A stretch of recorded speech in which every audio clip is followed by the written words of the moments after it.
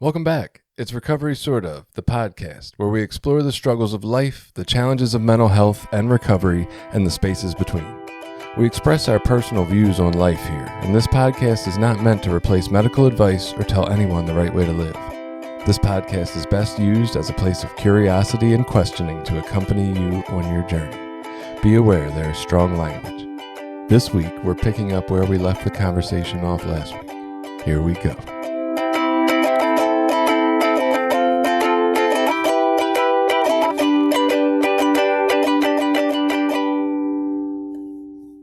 Okay, what's a good discussion about anger without talking about the patriarchy, right? Ways we express anger, ways we've been conditioned that we're allowed to. Men are allowed to be angry in our world. In fact, a lot of times it's looked at as a positive thing when men are angry and you know, stand up for what they believe and assertive and all that. And like these are qualities we also don't champion in women. They are not very feminine, resting bitch face. We don't want to see all this masculine qualities in our women, and they're not allowed to be angry. And I encounter a lot of people, men and women, at this point that don't feel like anger is allowed. Like at a deep core level, have trouble even when they decide, okay, it's time for me to be angry. I should be angry here. This was not right. This was an unjust thing. And nothing happens. Definitely, because in exploring my own anger, I realized growing up, I was not allowed to be angry, which is why I don't know how to manage it. When it does come out, I'm totally out of control because I was never allowed to, nobody coached me through it. It was like, you're not allowed to be angry, which also deepened my sense of not being able to trust my own feelings and intuition. So here I am in my 40s trying to learn my own intuition and feelings and anger because I was told that whatever I was feeling was wrong. Right.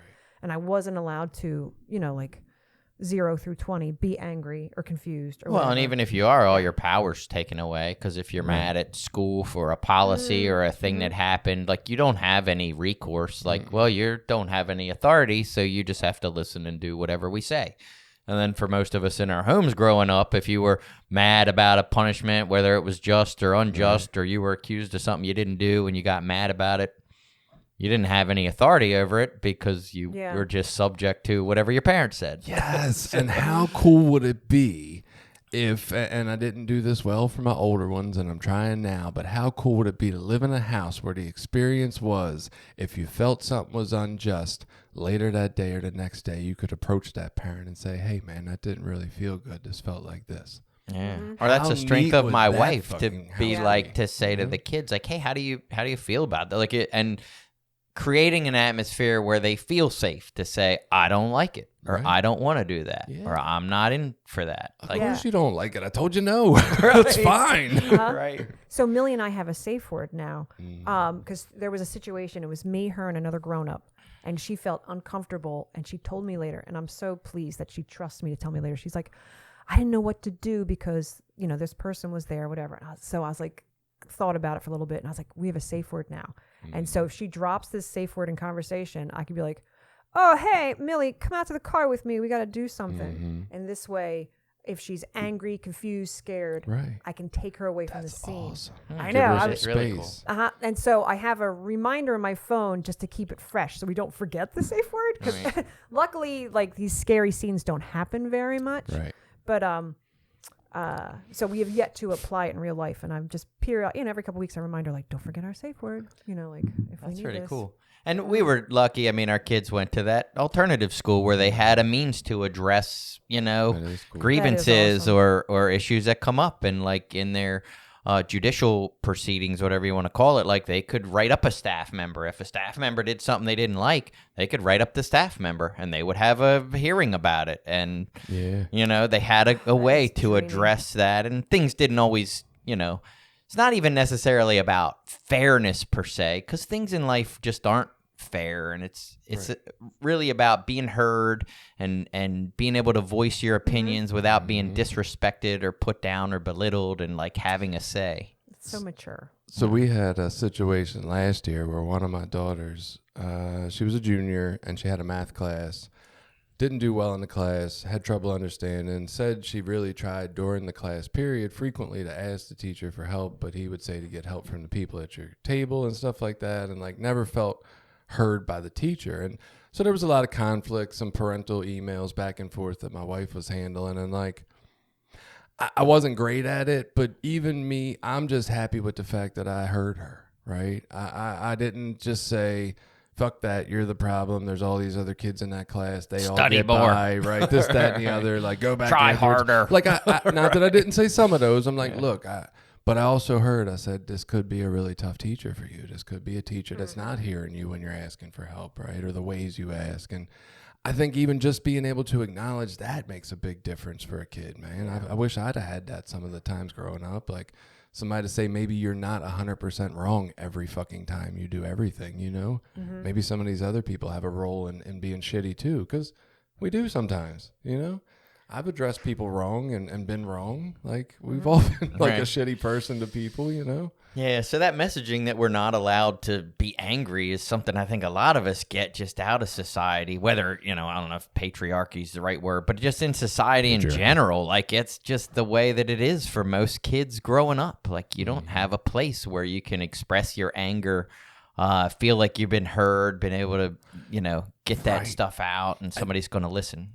Sorry, I'm getting so excited. I'm ready to cut you off. But like, yes, and then we send these 18 to 25-year-old men out into the world, and they do find that like on their own, they do get a place to stand up for themselves here or there. Maybe it's online or something, but then they're all championed for that anger. Right. You know what I mean? It's like suppress it all these years and then comes out and then you're fucking applauded for it. And then it's like, well, yeah, no wonder we're all angry now. Right. Everybody's getting cheered on for it. And then you get the people with the over authority attitude. They're like the postal worker, and they want to yell at you because you're not standing in line right, or you didn't fill out the form right, and they want to use this. Their authority now is like to make sure you filled out your form correctly. That always makes me wonder, like, how bad is your life if you're freaking out? Well, it's just people that have never learned that regulatory skill as a kid. Like, now they've gotten into the world, and they're like, oh my God, authority. Go ahead, Jason. Yours is I probably was better. just wanted to go back to the code word thing, and you were asking about like, the other thing besides being present, because I'm not always present, man. My brain likes to take me a lot of past and future places, or other present places that ain't where I'm at. But like my 9-year-old and I have a little code system too. Like if I'm overwhelmed and he's doing a little bit much yapping at me, I walk over and I put my hand on his shoulder.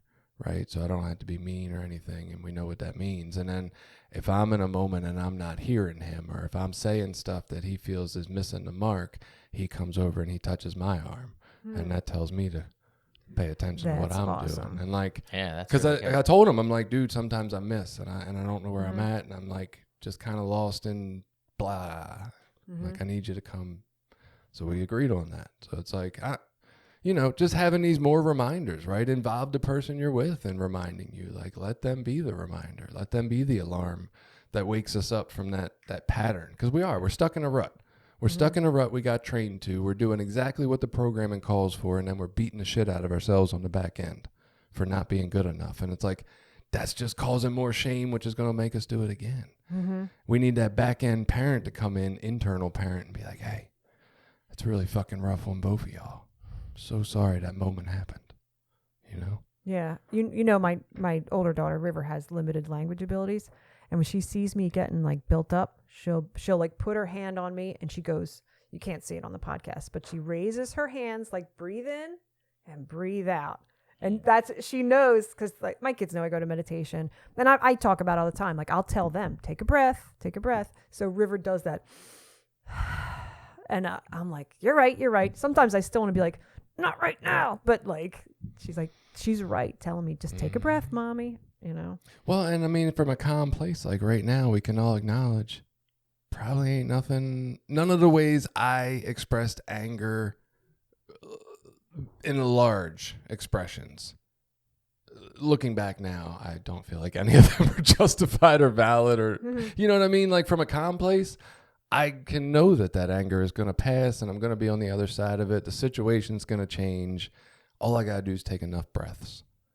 and it will pass, right? But it's like in that moment, it's just that feeling of I need to do something to make this stop. I got to get this feeling out of me somehow. Yeah, well, when Billy was young, because he had a lot of anger issues, I mean, it was, hit a pillow or, whatever, like anything.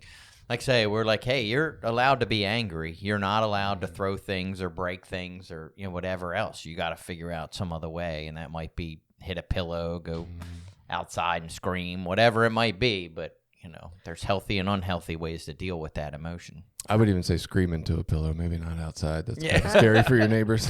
And I remember those tips, and those tips just make me want to sit in the anger more for me. Like if I'm punching something and screaming, that's keeping me in the anger. There is actually apparently some research that says that the idea of hitting something reinforces the idea of hitting something later. And so it's not necessarily the greatest outlet. I definitely saw that in me. Yeah. Somebody else brilliantly suggested do the anger motion that you want to do slowly, right? Okay. Throw an incredibly slow punch. And what's happening in your fist while you throw that? Can you feel your, fingers tightening? What about your shoulder? What's the feeling? Like basically it's slowing you down to make you present really with the sensations of it. But I thought that was a kind of neat idea, I guess. Yeah, and it would slow my mind down because I think that's part of when I get ramped up in the anger is my mind's like flipping so fast. Like, you're a bad parent. You didn't do your job. They're awful to you. They're disrespecting you. And it's like that rapid fire messaging if I focus on the fist. Well, and let's circle back to where we started with this. The purpose of anger is to be a quick thing. It comes up, it sets the boundary, it creates the safety, and then it goes away. So if the anger is lingering, what does that mean? That means our body does not believe it has created the safety it needs to yet. Well, this is very different in 2023 than it is when you had the lions on the Sahara chasing you, right? I mean, obviously, once the lion is dead or you're out of its reach, you're safe. Then your body can calm down. It doesn't need the juices anymore. But when the problem is my kid disrespected me and they continue to do so, well, now I got to hold on to that anger almost permanently because that's not going to end until I find a way to fucking cease it, right? Mm-hmm. But what's the way to cease it? Shame and anger and oppress them from having thoughts and feelings? Or, you know what I mean? Like that's... Yeah. So what I realized, I was angry one night. My daughter had borrowed my car or something. It was something around a car, not cleaning it or whatever. And I was frustrated about it and I was angry. And I realized in that moment, I was holding on to that to teach her a lesson.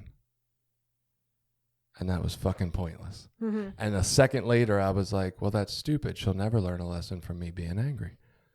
And then I stopped being angry. Like instantaneously, the fucking feeling left my body when I realized it had no purpose anymore. I mean, maybe that's what we need to get to when we're feeling angry. What needs to be done here? What do I need to do to address this situation, right? For me, it's saying no around the car sometimes if you haven't taken the care of it that I would. If you can't use my belongings like I do and give them that kind of care, I'm not going to let you use them. That's what makes me feel okay. That keeps me not angry at my daughter, right? It was something I needed to do. And I guess once I realized that, I don't need to think of anger as like something I need to hold on to. I feel like they've been telling me that in 12 Steps forever. Like, anger's like drinking poison, waiting for somebody else to die. And I'm like, yeah, that sounds really cool. I'm going to share it at the next meeting and I'm still going to be angry at everybody. Yeah, well, and that's like the speaking of recovery principles, like that's always what I think about when it's, I'm not responsible for my thoughts, but I am responsible for my actions, so I can be mad and think whatever I think about my kids in that moment, Right. But if I don't say it or I don't put it into words, then that harm, I'm not hurting them. Part of me too wants to, so being disrespected is making me angry. I think I need to chill out on my need for respect. I got to kind of shatter that. Well, and that's almost what you were just talking about with your daughter. Like sometimes when I'm angry, like for me, it's like, all right, well, what am I actually angry about? Like what am I mad about? And sometimes I look at that and it is ridiculous stuff. You know what I mean? It's like, my son makes a bad play in a baseball game and I'm angry, because... And when I think that through, it's like, because that's a reflection of me out there, and now he just made me look bad. And I'm like, That's fucking stupid. Like, I should feel bad for him because I'm sure he feels embarrassed and he knows what he did was wrong because I've been there too. So just thinking, like, giving myself that minute to, like, think about that. And then I'm like, oh, well, I should be empathetic here because I know what that feels like. I read something recently that our children are an extension of our ego. And that's when they mess up. It's like, I messed up. And putting it in that light helps me. Like, why do I get so hurt when... like if my daughter messes up, Well, we had a conversation at work the other day, and I think this gets to the respect part, but maybe not. Lady at work was saying her son, got super mad at his daughter and whatever because she was 7 and she was sitting in the back of the minivan, and I guess she took some markers and drew some pictures all in the back of the minivan, all over the inside of it. And so he freaked out, and they freaked out on her, and there's all this punishment and all this other stuff. And I said, what do you think a 7-year-old? Like, that's what a normal... Like, do you think the 7-year-old recognizes the value of the car? Yeah, like, that's not a concept that they don't know any of that stuff. They just probably were sitting there like, this fucking place is boring. I bet you some cool pictures of stars and lions, and, that would make this so much better. Like, who wouldn't like... My parents tell me they like my drawings. In fact, they hang them on the refrigerator all the time. I must be a great artist.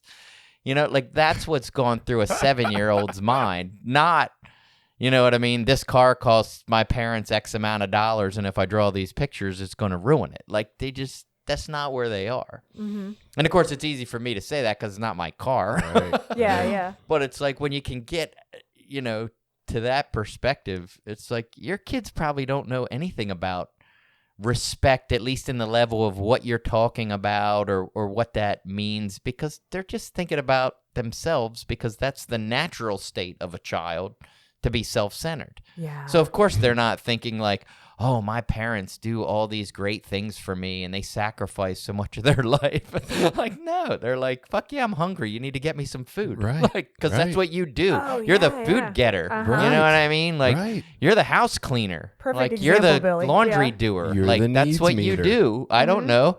I play games and do other shit.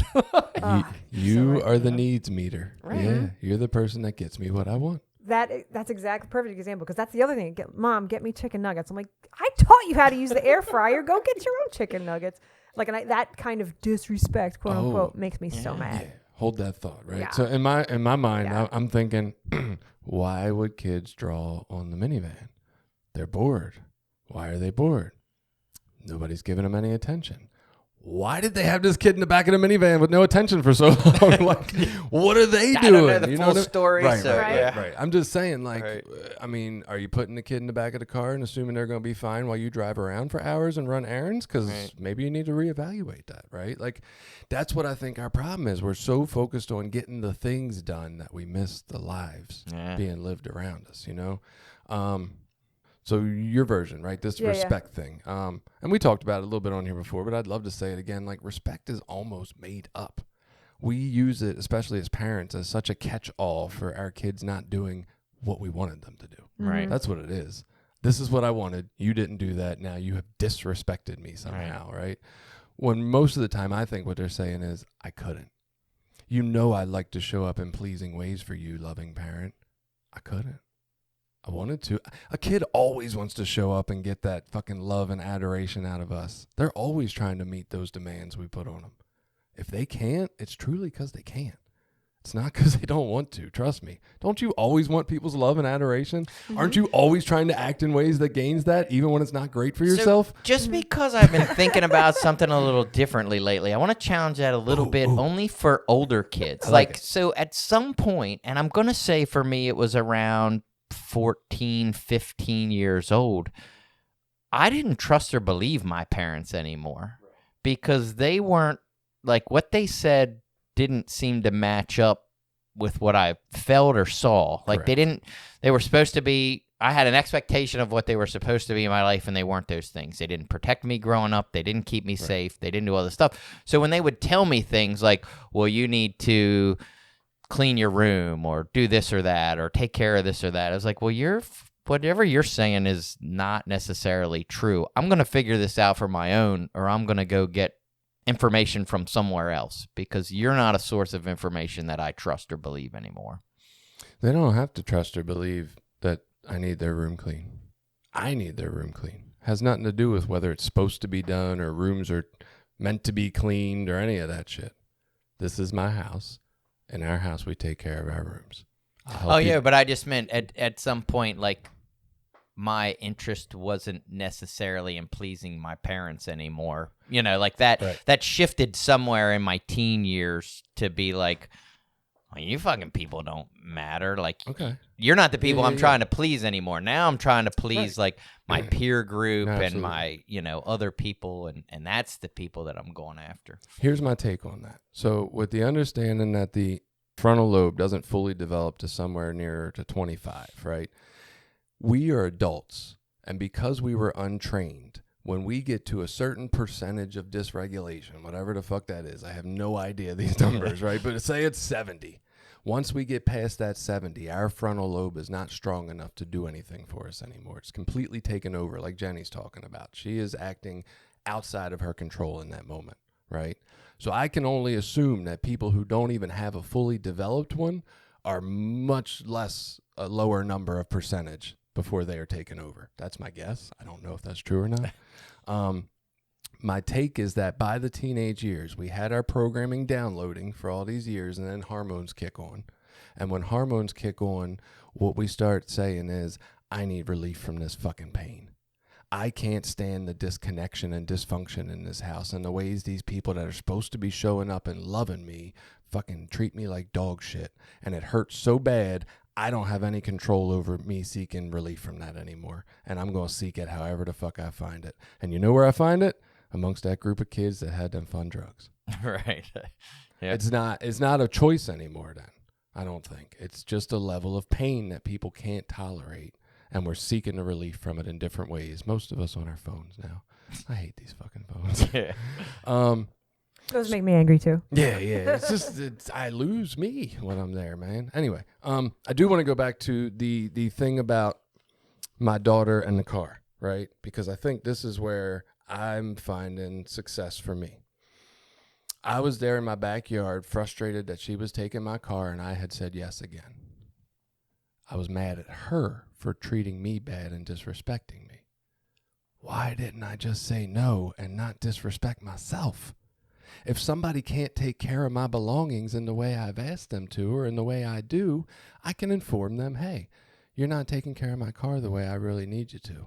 It's not the way I do it, right? This is how I do it. And if they continue to not to, why am I not loving myself? That's my car. I don't have to let my daughter use it. It's this sense of obligation that my parents gave me that they weren't allowed to say no. They weren't allowed to set healthy boundaries to make their lives happier. That's what they gave me. And so I've been fucking miserable trying to make everybody happy my whole life. And all I got to do is decide what makes me happy. It makes me happy if people use my car and bring it back the way I use it. And if you can't, you ain't fucking using it. I don't care how closely related you are to me. That makes me feel better. I can respect myself. My anger towards everybody else was that I didn't know how to set my own boundaries. That was my anger. I didn't even know where the fuck they were. And that's what I was thinking when you said that. Like, maybe anger is a good way for us to look at and set boundaries. Yes, You know, it's it's like perfect. a tool to Yeah. like be like, hey, this feels like a boundary's been Yeah. broken here. And what is Something that? is wrong here. There's a huge thing wrong if I am feeling anger. What is it? So my only thing with that, like, I think, all right, the times now I struggle the most with anger would be driving when other Okay. people drive terribly or don't Oh, use turn yeah. signals Yeah, or yeah, yeah. fucking do all kinds. I get super angry at that, lose my temper. Inanimate objects that I'm working on with myself. I'm doing something at home and I fucking kick the paint can over or whatever. Like, I'll freak out then pretty bad. I do really much better nowadays not directing anger at other people, but when there's not an immediate I don't know what you want to call it, like individual that is going to be hurt, then Cause. I'm freak out. Right. So it's not if it's just a cause almost. All right. So my take on this, and I don't know if this answers the question of like why or any of that, but where I come from with it is anger is hurting me, right? Yeah, I can kick that paint can over and be angry, But there's also a part of me that is really hurt by the feeling that I got to clean up all that paint and I wasted the money and the time and like all those things, right? And when I get angry at things out there, I abandon that hurt part of me that needs somebody to come along for it. Yeah, right? So usually I'm angry at myself. Yes. So what most of the time, like, That's what you got fucking taught, Billy. idiot. That's what you know got what I mean? taught. It's like that. You shit, went to your parents with pain and they said, you fucking idiot. Yeah. Maybe not in those words, but they made it your fault, right? Instead of caring for the hurt part of you that was underneath the problem. And that's what we've all chosen to do with our anger is we abandon the hurt part of ourselves. I'll go out there to the paint can. I'll go out there to my wife, my kids, but nobody's in here taking care of the part of me that got hurt. And when I can show up as that loving parent to parent that guy, I don't have to go after anybody. I tend to the part that's inside of me that's hurt. The anger doesn't need to be there anymore because I'm taking care of the piece and the anger doesn't have to step up to protect it. And then I can just go tell people how I feel. Hey, this happened, man. It hurt me, but I gotta be able to tolerate the hurt. And that's where the meditation has been a huge fucking thing for me. Like anytime I feel I'm going to lay the fuck down, man, I can't. It's too much. And then I'm an asshole, and I just don't want to be that no more, man. I'm not willing, and this is kind of like where I'm at in my marriage. This isn't about me telling you you're doing it wrong anymore or being angry. I'm not willing to be frustrated and argue with you. That's fucking hurting me. I just don't want to. I just want to evaluate. How can we do this? Can it be in a way that feels good for both of us? And if not, then let's call it what it is and acknowledge that, right? I get it. That hurts, but like, let's just look at it for what it is and stop blaming it. I don't want to do that no more. Yeah, it's about where we're at. I don't know. Present moment. Did any of this feel like we touched on anger? I feel like we did a good job on anger, honestly. I think There's so. a lot. I mean, some skills that I use are just deep breaths, taking a moment, but some of that just comes as a result of meditation. Right. Just fucking reacting and blowing up because I'm mad about shit, spouting off at whatever idea comes into my head or insulting people or whatever else. Doesn't help. You know? Yeah. And just recognizing that immediately is like, all right, that's not what I want to do. Yeah. Well, and for me, I think it was acknowledging that's just not what I even think I am. I've been running around screaming at people for fucking like 40 years. I don't even think that's who Jason is. Like, what am I doing? Right? Like, it just doesn't even feel authentic to me. Another thing, I think sometimes just changing our wording, right? We talk about anger and frustration and these levels of, I don't know, those words remind me of violence for some reason, right? And like the truth is that feeling in our chest in that moment, it's the sympathetic nervous system. It is the fight flight energy. It is your body being flooded with the amount of force it would take to defend yourself against a physical attack or to run the fuck away from it. Like that's what it is. It's sympathetic nervous system. It is not, there's a feeling that goes with it and I get that, but the overwhelm, that body sensation is a nervous system reaction and we don't have to be scared of it. We can just learn to understand it and work with it a little better, over time. It takes practice. Yeah. Again, like you said, it's a tool. Something's going on. What's an appropriate thing to do with this besides insult my kids or belittle my wife? Right. Yeah. Right. Anger's like the flag. Something needs to change. Like a boundary maker. Something needs to change. Right. Rage Against the Machine said anger is a gift. Right. So just say. All right. See you next week.